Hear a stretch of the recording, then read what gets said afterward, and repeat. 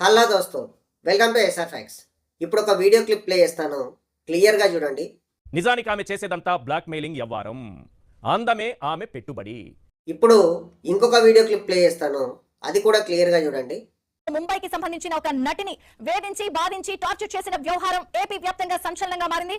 ఇక్కడ ఉన్న రెండు ఛానళ్ళు, ఒక ఛానల్ ఏమో ఒక పార్టీ ఫేవర్, ఇంకొక ఛానల్ ఏమో ఇంకొక పార్టీ ఫేవర్.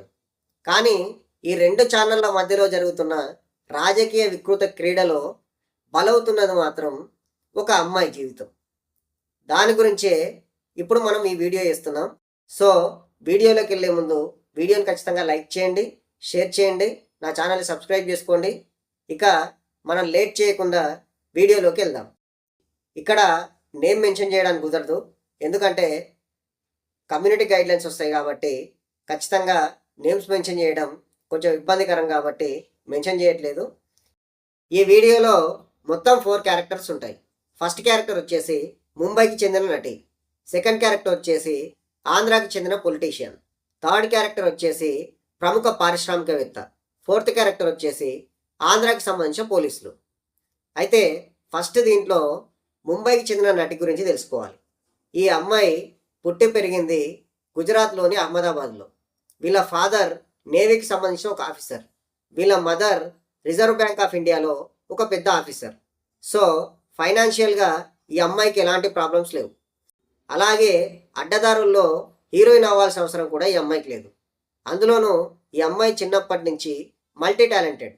అంటే ఈ అమ్మాయి డాక్టర్, ఒక డాన్సర్, ఈ అమ్మాయికి భరతనాట్యం వచ్చు, వెస్టర్న్ డాన్స్ వచ్చు, హిప్ హాప్ వచ్చు.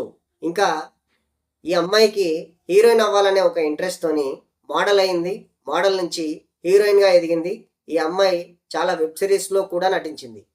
అయితే ఇక్కడ సెకండ్ క్యారెక్టర్ వచ్చేసి ఆంధ్రాకి చెందిన పొలిటీషియన్. ఈయన సడన్గా ఈ అమ్మాయి జీవితంలో ఎంటర్ అయ్యాడు. ఎలా ఎంటర్ అయ్యాడు అనేది మనం ఇప్పుడు తెలుసుకోవాలి. అది ఎన్టీఆర్ జిల్లాలోని ఇబ్రహీంపట్నంలో ఒక కేసు ఫైల్ అయింది ఈ అమ్మాయి పేరు మీద.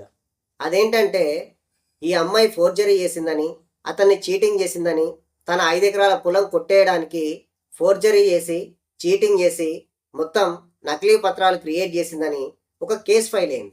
ఆ కేసు ఫైల్ అయిన తర్వాత ఆ అమ్మాయి జీవితం అంతా మారిపోయింది. అసలు మనం ఊహించము, ఆ రేంజ్లో మారిపోయింది. అంటే ఒక చిన్న ఫోర్జరీ చీటింగ్ కేసుకే ఇంత ఘోరంగా హింసిస్తారనేది కూడా మనం కల్లో కూడా ఊహించాం. అలాంటి కేసు అనమాట ఇది. అంటే ఒక చీటింగ్ కేసులో, ఒక ఫోర్జరీ కేసులో ఇంత ఫాస్ట్గా మూవ్ అవ్వాల్సిన అవసరం లేదు కదా. అయినా కూడా ఆంధ్రాకి సంబంధించిన పోలీసులు ఫ్లైట్ వేసుకొని వెళ్ళి మరి ఆ అమ్మాయి ఇంటికి వెళ్ళి ఆ అమ్మాయిని, వాళ్ళ మదర్ని, వాళ్ళ ఫాదర్ని ముగ్గురిని అరెస్ట్ చేసుకొని తీసుకొచ్చి 40 రోజులు జైల్లో వేసి నరక యాతన చూపించారు.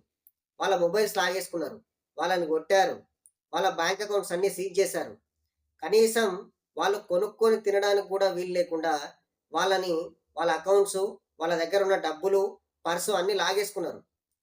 వాళ్ళు లిటరల్గా చెప్పాలంటే ఒక రకంగా పూర్తిగా హింసించబడ్డారు వాళ్ళ చేతిలో. దీనికి అంతటికి కారణం ఎవరు? థర్డ్ క్యారెక్టర్, ప్రముఖ పారిశ్రామికవేత్త. ఆ పారిశ్రామికవేత్తకి సపోర్ట్గా ఈ పొలిటీషియన్ దూరాడంతే. దూరి ఈ అమ్మాయి నెంబర్ తీసుకొని ఈ అమ్మాయికి అన్ని అశ్లీల చిత్రాలు పంపించుకుంటా, న్యూడ్ ఫొటోస్ పంపించుకుంటా ఆ అమ్మాయిని హరాస్ చేయడం మొదలుపెట్టాడు అనమాట. He was harassing me this way. Unsolicited pictures.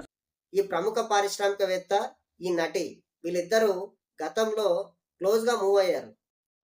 వీళ్ళు ఎక్కడ పరిచయం అంటే ఒక ఐపీఎల్ మ్యాచ్ చూడడానికి దుబాయ్ వెళ్ళారనమాట.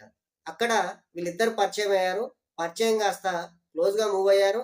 మూవ్ అయిన తర్వాత మధ్యలో ఏం జరిగిందో ఏమో తెలియదు కానీ సడన్గా ఈ అమ్మాయి అతను సెక్సువల్ హరాస్మెంట్ చేశాడని, తనని వాడుకున్నాడని, పెళ్లి చేసుకుందామంటే ఒప్పుకోవట్లేదని ఈ అమ్మాయి కేసు ఫైల్ చేసింది. ఈ కేసు కూడా ఈజీగా ఫైల్ కాలేదంత ఈజీగా. కోర్టు నుంచి ఆర్డర్స్ వచ్చిన తర్వాతే ఆయన పైన కేసు ఫైల్ చేశారు. అంటే ఆయన ఎంత పవర్ఫుల్ బిజినెస్ మెనో మీరే అర్థం చేసుకోండి. ఆయన ఎవరో కూడా మీకు తెలిసే ఉంటుంది, ఇప్పటికీ చాలా న్యూస్లలో చూశారు.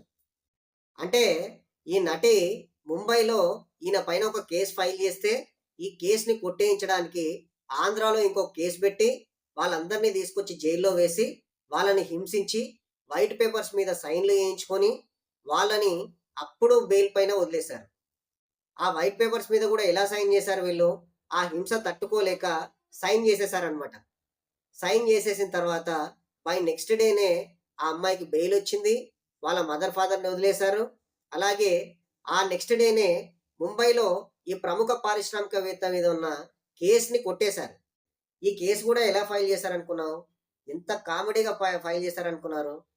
ఈ కేసు 2018లో ఆంధ్రాలో రిజిస్టర్ అయింది. ఆ కేసులో ఈ అమ్మాయి అడ్రస్ని ప్రజెంట్ ముంబైలో ఉన్న ఇల్లు ఉంది కదా, ఆ అడ్రస్ మెన్షన్ చేశారు. అయితే ఈ అమ్మాయి ముంబైలో ఎప్పుడు కొన్నది అనుకున్నారు? ఆ ఇల్లు 2020లో కొన్నది. 2020లో ఉన్న ఇల్లుని 2018లో పెట్టిన కేసులో అడ్రస్ రాశారంటే ఎంత ఫేక్ న్యూసో మీరే అర్థం చేసుకోండి. అంటే బై లిటరల్గా ఈ కేసులో మొత్తం గత ప్రభుత్వం ఇన్వాల్వ్ అయింది.